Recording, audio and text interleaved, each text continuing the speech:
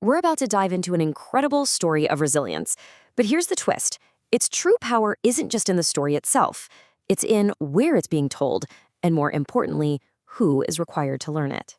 So meet Arunima Sinha.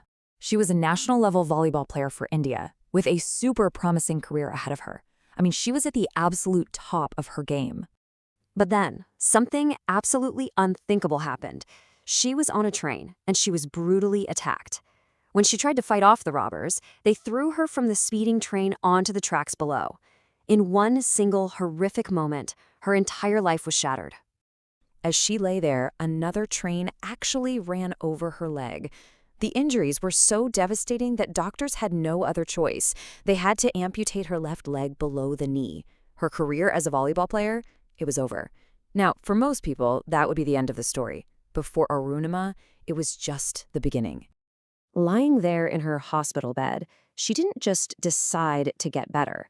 She made a decision that sounds, well, frankly, almost impossible. She decided she was going to climb Mount Everest.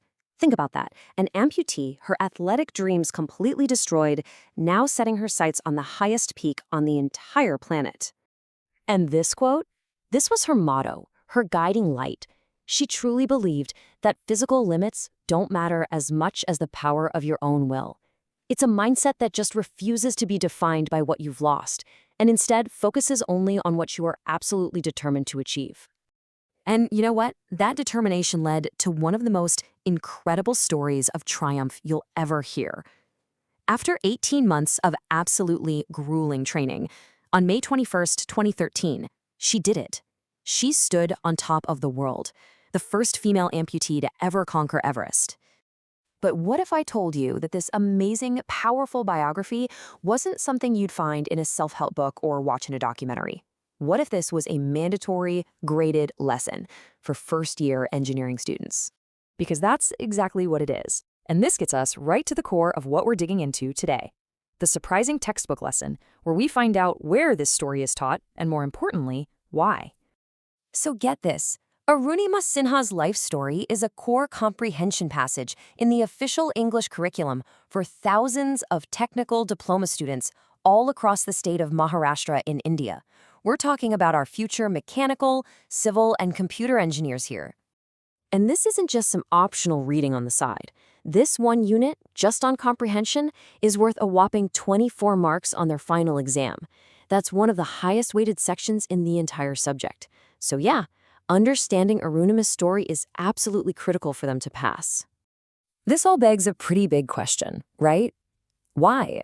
Why are future technicians and engineers who you'd think would be focused on circuits and code spending so much of their time analyzing stories about mountaineers and scientists? Well, the answer lies in one powerful word: comprehension.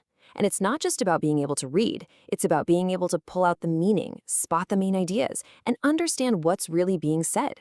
For any technical professional, that skill is everything. And the real-world applications are just huge. I mean, professionally, having strong comprehension skills allows an engineer to read a super complex technical manual for a CNC machine and get it right the first time. In their world, that can be the difference between a project succeeding and, well, catastrophic failure. So, in a way, these stories are like a training ground for the mind. But it goes even deeper than just technical skills. This is where we start decoding the deeper meaning, because this curriculum is intentionally built to teach important values right alongside language skills. For example, another lesson in the very same textbook is an interview with the former president of India, the brilliant scientist, Dr. A.P.J. Abdul Kalam. His message to these students: failure isn't a dead end. It's a stepping stone you have to use to get to success. That's a pretty vital lesson for any engineer who's going to be working on really complex problems, right? Then there's another passage that pushes them to be remarkable by balancing three key things. First is their IQ, their technical smarts. Then there's EQ, their emotional quotient, how they work with others and handle emotions. And finally, SQ, their spiritual quotient, basically their ethics and principles. The book argues that to be truly successful, you need all three. And this is where the design of the whole curriculum really shines. It doesn't just throw abstract ideas out there, it connects them. That concept of emotional quotient, or EQ, is directly linked to another practical chapter about a habit called the roses of gratitude. It's about turning a big theory into a simple, concrete action that can help build a better team. So when you boil it all down, all of these stories are training students to use a very practical method. They're learning a 5-step process to break down any text they ever face, whether it's an inspiring story or a really dense technical document. Skim, scan, read, analyze, and summarize. It's a toolkit for understanding. So when we connect the story of a mountaineer to the mind of an engineer, what's the big idea here? What's the ultimate takeaway from this whole approach to education? Well, here's the heart of it. The best, most effective learning connects technical knowledge with human values. By teaching engineering students to really comprehend Arunima Sinha's struggle, the curriculum does way more than just improve their English. It teaches them resilience, creative problem solving, and the kind of determination it takes to turn an impossible goal into a reality. It's designed to shape not just better engineers, but better people. Which leaves us with a final thought to chew on. This curriculum is built on the idea that stories are incredibly powerful tools for learning and for growth. So it makes you wonder, what story, whether it's from a book, a film, or a person you know, has fundamentally shaped the way you think?